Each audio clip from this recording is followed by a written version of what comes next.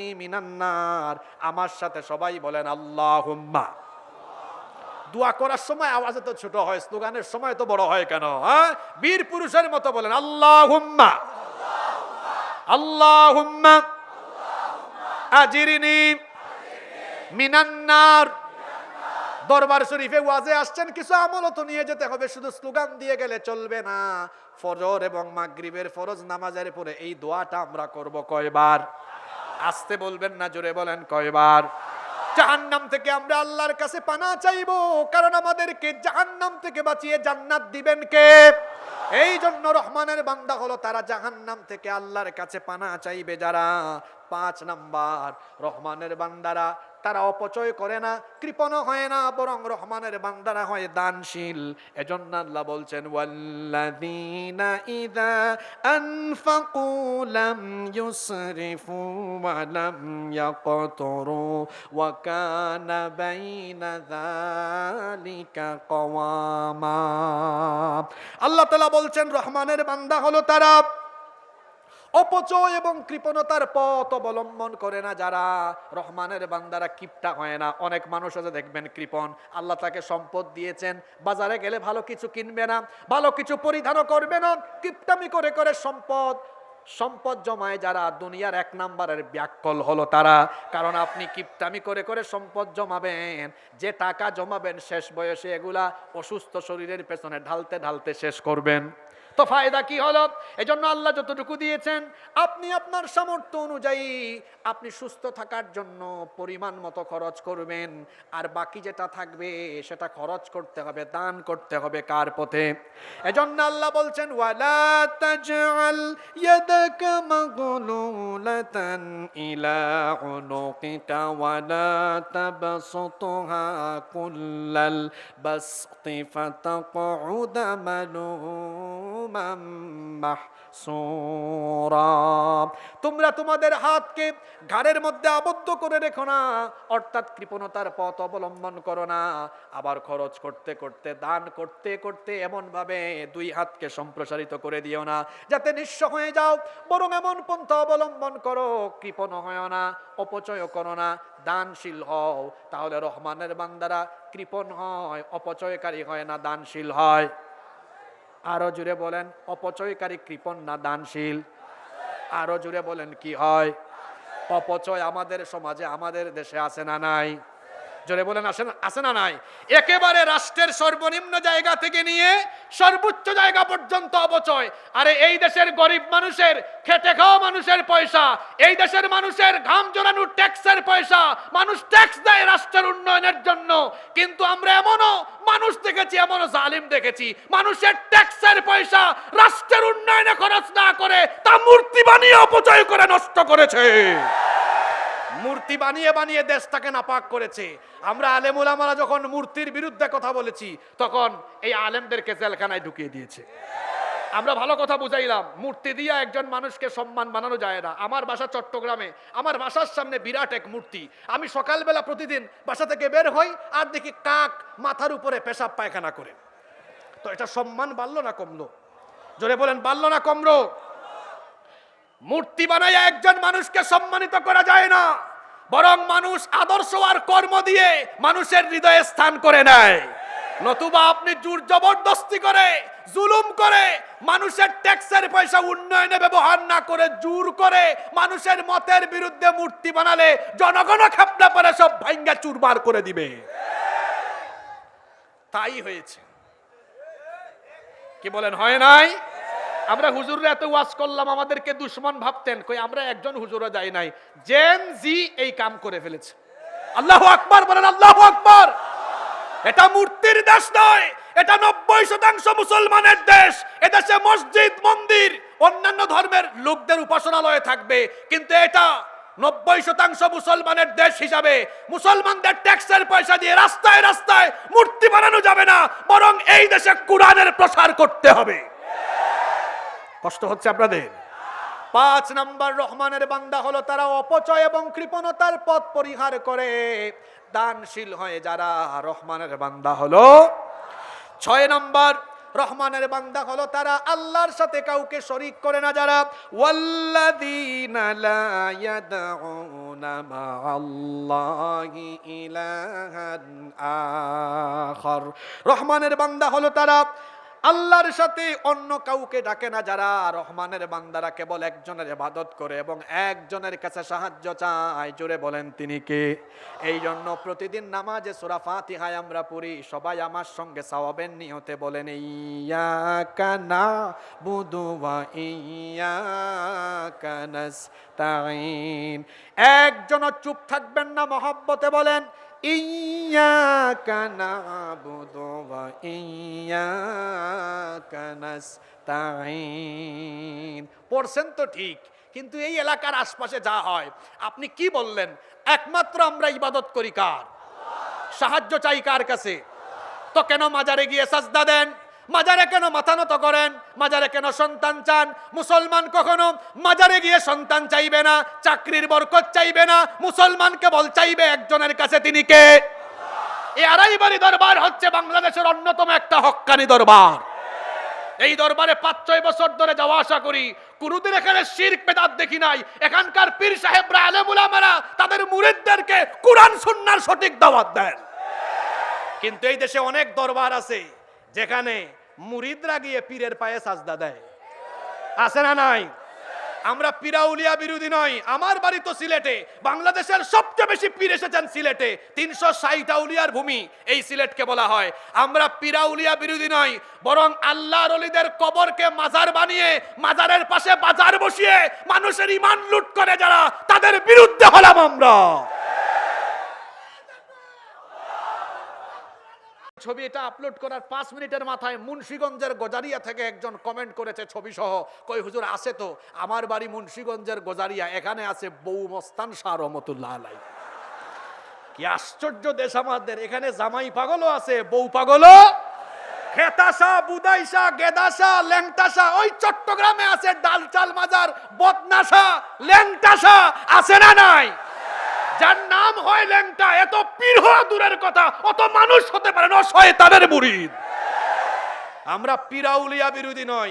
যারা পীরাউলিয়ার লেবাসে ভণ্ডামি করে তাদের সাথে মুসলমানের কোনো সম্পর্ক। এই বাংলাদেশে অনেক হক্কানি দরবার আছে না নাই? আছে সারসিনা, বাংলাদেশে আছে ফুরফুরা, আছে বাইতুস শরফ, আড়াইবাড়ি দরবার, চরমুনাই, উজানি, বিভিন্ন আরো আমাদের নাম জানা না জানা অসংখ্য হক্কানি দরবার বাংলাদেশে আছে না নাই?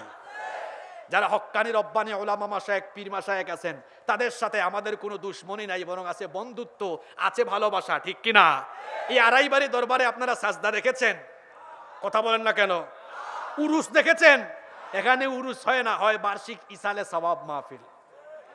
এখানে কোরআন হাদিসের আলোচনা হয়, এখানে দোয়া হয়, জিকির আজকার, এরপরে জিকির আজকার হয়, কোরআন সুন্নাহর তালিম হয়, ঠিক কি না? এজন্য আমরা কোরআন সুন্নাহ যেখানে থাকবে, আলেম উলামা যেখানে থাকবেন, হক্কানি রব্বানি পীর মাশায়েখ যেখানে, আমরা আছি। ভণ্ড আছে যেখানে, আমরা মনে থাকবে। আল্লাহ কবুল করেন। তাহলে রহমানের বান্দারা শিরক করে না, তারা চাইবে কার কাছে? আমার সময় শেষ হয়ে যাচ্ছে নাকি? হ্যাঁ, আমি 7টা-6টা বলছি, আমার হয়তো আর 10-12 মিনিট লাগবে, 15 মিনিট। কষ্ট হচ্ছে আপনাদের? 7 নাম্বার, রহমানের বান্দা হলো তারা অন্যায়ভাবে মানুষ খুন করে না যারা। রহমানের বান্দারা খুনি হয় না, বরং রহমানের বান্দারা মানুষের জানমালের হেফাজত করে। এজন্য আল্লাহ বলছেন ওয়ালা ইয়াকতুলুনান নাফসাল্লাতী হারামাল্লাহু বিল হক। রহমানের বান্দা হলো তারা অন্যায়ভাবে মানুষ হত্যা করে না যারা। আপনাদের মনোযোগ আছে? হ্যাঁ, এখন ঘুমায় থাকলে হবে না, খুব গুরুত্বপূর্ণ পয়েন্ট। মনোযোগ আছে? রহমানের বান্দারা অন্যায়ভাবে মানুষ হত্যা করে না। অন্যায়ভাবে মানুষ হত্যা করা এটা মুমিনের স্বভাব হতে পারে না, কারণ অন্যায়ভাবে মানুষ হত্যা করা এটা আল্লাহর কাছে এত বড় অপরাধ। আল্লাহ তাআলা কোরআনে কারিমে বলেছেন, মান কাতালা নাফসান বিগাইরি নাফসিন আও ফাসাদিন ফিল আরদি ফাকান্নামা কাতালান নাস জামিআ। অন্যায়ভাবে একজন নিরপরাধ মানুষকে হত্যা করবে যারা, সারা দুনিয়ার মানুষকে খুন করার সমপরিমাণ অপরাধ করে ফেলবে তারা। একজন মানুষ অন্যায়ভাবে খুন করা, হত্যা করা, এটা আল্লাহর কাছে এত বড় অপরাধ, সারা দুনিয়ার মানুষকে হত্যা করার সমান অপরাধ। আল্লাহু আকবার। আচ্ছা বলেন তো, অন্যায়ভাবে যারা একজন মানুষ হত্যা করে, আল্লাহর কাছে এটা কতজন মানুষ খুন করা সমান? সারা দুনিয়ার মানুষ খুন করার সমান। তাহলে বোঝা গেল মানুষ হত্যা করা আল্লাহর কাছে খুব ছোট গুনাহ না অনেক জঘন্য গুনাহ? জোরে বলেন, কি গুনাহ? জঘন্য গুনাহ। মানুষ খুন এটা আল্লাহর কাছে অনেক বড় জঘন্য গুনাহ। এজন্য আল্লাহ বলেছেন একজন মানুষের জীবনের মূল্য তো এত বেশি। একটা হাদিস আমার মনে পড়ল, আল্লাহর রাসূল বলেছেন একজন মানুষের জীবনের মূল্য আল্লাহর কাছে তার পবিত্র ঘর কাবা শরীফের চাইতেও আরো বেশি দামি। সুবহানাল্লাহ। যেই মানুষের জীবনের মূল্য আল্লাহর কাছে কাবা শরীফের চাইতেও দামি, সেই মানুষকে আমরা দেখেছি বাংলাদেশে পাখির মতো গুলি করে হত্যা করা হয়েছে, হাজার হাজার মায়ের বুক খালি করা হয়েছে। আমরা বলবো এই দেশে সকল দিক এবং বিভাগের সংস্কার হবে পরে, খুনিদের খুনের বিচার করতে হবে আগে।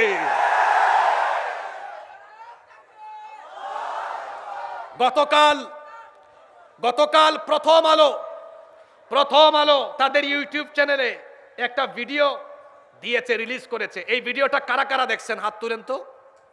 যারা দেখেন নাই, ঠিক আছে, যারা দেখেন নাই আজকে গিয়ে দেখবেন কি করে পাখির মতো একেবারে ঠান্ডা মাথায়। প্রথম আলোর সেই রিপোর্টে দেখলাম কলেজের বিশ্ববিদ্যালয়ের ছাত্রদেরকে খুন করা হয়েছে। একেবারে এইভাবে, আমার দিকে তাকান, আপনারা ভিডিওটা দেখবেন, এইভাবে মাথার কাছে বন্দুক ধরে ঠান্ডা মাথায় খুন করা হয়েছে। যাদের নির্দেশে, যাদের হুকুমে, যারা ঠান্ডা মাথায় এইভাবে মানুষ হত্যা করেছে, এই দেশে তাদের বিচার অবশ্যই করতে হবে।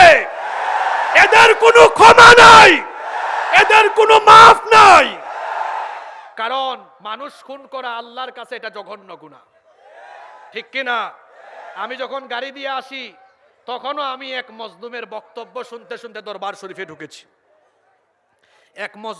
এক মজলুমের সন্তান এখানে বক্তৃতা করেছেন, আমি তখন আড়াইবাড়ি দরবার শরীফে ঢুকেছি। এই দেশে বিনা অপরাধে অনেক মানুষকে হত্যা করা হয়েছে। এই যে কোরআনের বাগান, বাংলাদেশে কোরআনের বাগানের রূপকার যাকে বলা হয়, কোরআনের কিংবদন্তি খাদেম আল্লামা সাঈদীকে তারা জেলখানায় চিকিৎসার নামে হত্যা করেছে।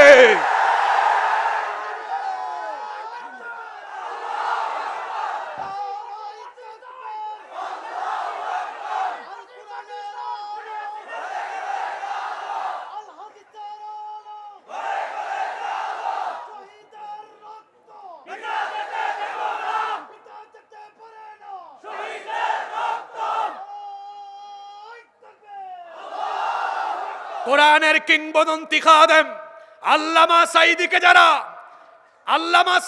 যারা চিকিৎসার নামে হত্যা করা হয়, আল্লামা সাঈদীকে যারা চিকিৎসার নামে হত্যা করেছে, এই দেশের মাটিতে তাদেরকে এত সহজে ছেড়ে দেওয়া হবে না। সম্মানিত ভাইয়েরা, তবে আমরা এই প্রতিশোধটা ভিন্নভাবে নিব। সেটা কিভাবে? তারা যে কোরআনের আন্দোলনের জন্য রক্ত দিয়েছেন, এই দেশে কোরআনের রাজ কায়েম করে আমরা তার প্রতিশোধ নিব। এই জন্য আমরা কারা কারা প্রস্তুত আছি দুহাত তুলে আল্লাহকে দেখান।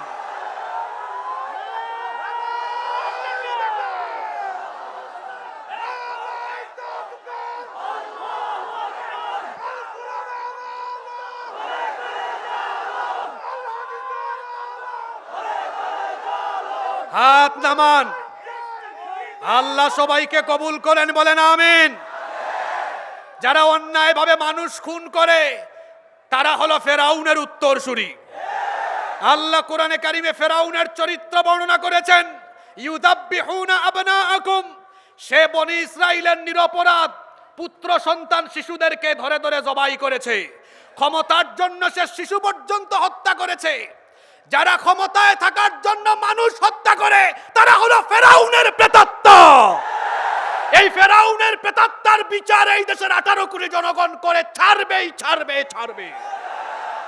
সম্মানিত ভাইয়েরা, তাহলে আমরা রহমানের বান্দাদের পরিচয় জানলাম। রহমানের বান্দারা খুনি হয় না, তারা তাদের হাত মানুষের রক্তে রাঙায় না, বরং তারা মানুষের জীবন জানমালের নিরাপত্তা দেয়, ঠিক কিনা? আমরা কখনো অন্যায়ভাবে মানুষকে আঘাত করব না। আল্লাহ আমাদেরকে কবুল করেন। নাম্বার 9, নাম্বার 8, 8 নাম্বার, রহমানের বান্দা হলো তারা চারিত্রিক দিক থেকে, জিনা বেবিচার থেকে মুক্ত থেকে নিজেদের চরিত্রকে গঠন করে যারা রহমানের বান্দা হলো তারা। এজন্য আল্লাহ তাআলা বলছেন, ওয়ালা ইয়াজনুনা ওয়া মান ইয়াফআল যালিকা ইয়ালকা আসামা ইউদাআফু লাহুল আযাবু ইয়াওমাল কিয়ামাতি ওয়া ইয়াখলুদ ফীহি মুহানা। আল্লাহ তাআলা বলছেন রহমানের বান্দা হলো তারা ওয়ালা ইয়াজনুন, জিনা বেবিচারের ধারে কাছে যায় না যারা। আল্লাহ তো কোরআনে বলেছেন ওয়ালা তাকরাবুজ জিনা, জিনার নিকটবর্তীও হয় না। জিনা বেবিচার এটা হলো এমন এক বদ আমল যা মানুষকে একেবারে ধ্বংসের অতল গহ্বরে নিয়ে নিক্ষেপ করে দেয়।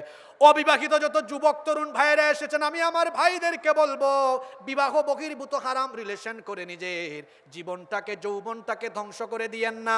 কারণ আপনি বিবাহের পূর্বে, বিশেষ করে যারা পড়াশোনা করেন, কলেজ বিশ্ববিদ্যালয়ে যারা পড়াশোনা করেন, জেন জি এর ভাইদেরকে আমি বলবো, পড়াশোনাকালীন সময়ে মেয়েদের পিছনে ঘুরঘুর করবেন না। আপনার যৌবন শেষ হবে, এমনকি আপনার কেরিয়ারটাও নষ্ট হয়ে যাবে। এখানে অনেক ছাত্ররা আছে না? হ্যাঁ, জেন জি এখানে আছে না নাই? ভাই তোমাদেরকে একটা কথা বলি, তোমরা যে নিজের ক্লাসের মেয়েদের দিকে তাকাও, তুমি কেমনে তাকাও বলে তো? তুমি অনার্সে উঠার আগে দেখবা তার 3টা 4টা বাচ্চা হয়ে গেছে। তো ওইটার সাথে তুমি থাক, ওইটার সাথে কোনো কিছু করার মতো কোনো চিন্তাও করবা না। ওইটার কথা চিন্তা করতে করতে পরীক্ষার রেজাল্ট খারাপ হবে, ক্যারিয়ারটাও নষ্ট হবে। বরং তুমি যদি ইন্টারমিডিয়েটে পড়ো, ওই তুমি পড়ালেখা শেষ করে করে যাকে বিয়ে করবা, ও এখনো ক্লাস 3 ভৌরে পড়ে। হুদাই শয়তানের এই চিন্তা চেতনা মাথায় নিয়ে নিজের যৌবনকে নষ্ট করে দিও না। আমি আমার জেনজি, আমি আমার যুবক ভাইদেরকে বলবো, বিবাহ বহির্ভূত হারাম রিলেশন করে যৌবনটাকে নষ্ট করবেন না। চরিত্র গঠন করবেন ইউসুফ নবীর মতো, যাকে আল্লাহ তাআলা এই দুনিয়ার অর্ধেক সৌন্দর্য দিয়েছেন। আপনার চেহারা কেমন গো ভাই? জরিনা সকিনা তাকায়ও না, কিন্তু ইউসুফ নবীকে আল্লাহ এমন সৌন্দর্য দিয়েছেন যাকে দেখে মিশরের সেই যুগের সুন্দরী রূপসী নারীরা ফল কাটতে গিয়ে নিজেদের আঙ্গুল কেটে ফেলে দিয়েছিল। আল্লাহু আকবার। যেই ঘরে তিনি লালিত পালিত হয়ে বড় হয়েছেন, সেই ঘরের দুষ্ট নারী জুলাইখা প্রতিদিন ইউসুফ নবীকে তার চোখের সামনে দেখতে দেখতে পাগল পাড়া হয়ে একদিন সে নির্জনে তার দাসীর মাধ্যমে ইউসুফ আলাইহিস সালামকে তার খাস কামরায় ডেকে নিয়ে আসলো।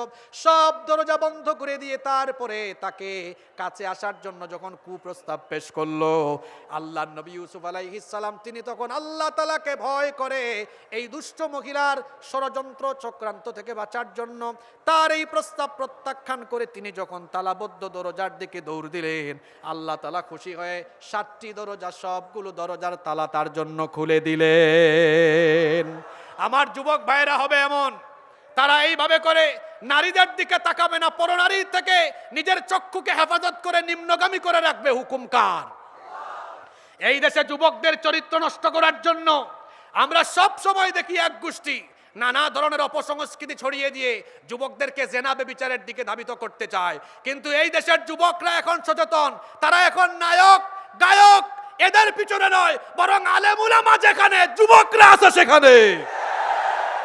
হ্যাঁ, ভালোর সাথে থাকলে ভালো, খারাপের সাথে থাকলে, কথায় আছে সৎসঙ্গে স্বর্গবাস, অসৎসঙ্গে। এক লোক আতর কিনতে গেছে, আতর, কিন্তু আতর আর কিনে নাই। 10-15 মিনিট ওই দোকানে থেকে বের হয়ে আসছে, তার শরীরে আতরের গন্ধ হয়ে গেছে। আরেক লোক বিড়ি সিগারেট খায় না, যাচ্ছে বাড়িতে ঢুকার আগেই এক বিড়ি খুরের সাথে দেখা হয়েছে। পাইয়া কয়, ভাই অনেকদিন পরে পাইছি, ধরছে। এখন বিড়ি খুরের সাথে বিড়ির গন্ধ ছিল, এটা তার কাছে চলে গিয়েছে। বাড়িতে গিয়ে যখন বউয়ের কাছে দরজা খোলার জন্য দরজায় নক করছে, বউ দরজা খোলার পরে দেখে কিসের গন্ধ? এই তুমি বের হও, তুমি যে এত খারাপ হইছো আমি তো জানতাম না। কই কি হয়েছে? কই তুমি বিড়ি খাইছো। আসলে কি লোকটা বিড়ি খাইছে? বিড়ি খুরের সাথে একটু অ্যাটাচ হয়েছে, বিড়ির গন্ধ চলে গিয়েছে। আমি বুঝাতে চাইলাম, ভালোর সাথে থাকলে ভালো, খারাপের সাথে থাকলে সৎ সঙ্গে স্বর্গবাস, অসৎ সঙ্গে। এজন্য যুবকদেরকে বলবো, চরিত্রহীনদের সাথে নয়, আমাদের সম্পর্ক থাকবে আল্লাহ ওয়ালাদের সাথে। আমিও হুজুরের অনেক ওয়াজ ফেসবুক ইউটিউবে শুনি। আমরা দোয়া করছি আল্লাহ তাআলা যেন হুজুরকে নেক হায়াত দান করেন, বলেন আমিন। আমি একদম শেষ পর্যায়ে চলে এসেছি। সম্মানিত ভাইয়েরা, এখানে 2-3 জন মেহমানও বসা। আমি ছোট মানুষ, আমি আমার 4টা পয়েন্ট আমি বিস্তারিত আলোচনা না করে, ওনারা আমার গুরুজন, আমি ওনাদের সম্মানার্থে শুধু পয়েন্ট বলে মাইক ছেড়ে দিতে চাই। আমি আপনাদের কাছে এতটুকুতেই এই বলেন, বসেন বসেন, অনেক মেহমান এখনো বাকি আছেন, সময়ের প্রতি আমাদের খেয়াল রাখতে হবে। বসেন। নাম্বার 9 নম্বর, রহমানের বান্দা হলো তারা ওয়াল্লাযীনা লা ইয়াশহাদুনা যুর, মিথ্যা সাক্ষ্য দেয় না যারা। মিথ্যা সাক্ষ্য আছে না নাই? জোরে বলেন, মিথ্যা সাক্ষ্য আছে না নাই? মিথ্যা সাক্ষ্য দিয়ে এই দেশের দেশপ্রেমিক আল্লাহওয়ালা আলেমদেরকে চরিত্র হননের চেষ্টা করা হয়েছে। মিথ্যা সাক্ষ্যের ব্যবস্থা করে মিথ্যা সাক্ষ্য দেওয়ানোর মাধ্যমে আল্লামা সাঈদী সহ ইসলামী আন্দোলনের শীর্ষ নেতৃবৃন্দকে হত্যা করা হয়েছে। মিথ্যা সাক্ষ্য দেওয়া মানে হচ্ছে বাতিলকে প্রতিষ্ঠিত করা। মিথ্যা সাক্ষ্য দেওয়া রহমানের বান্দার স্বভাব হতে পারে।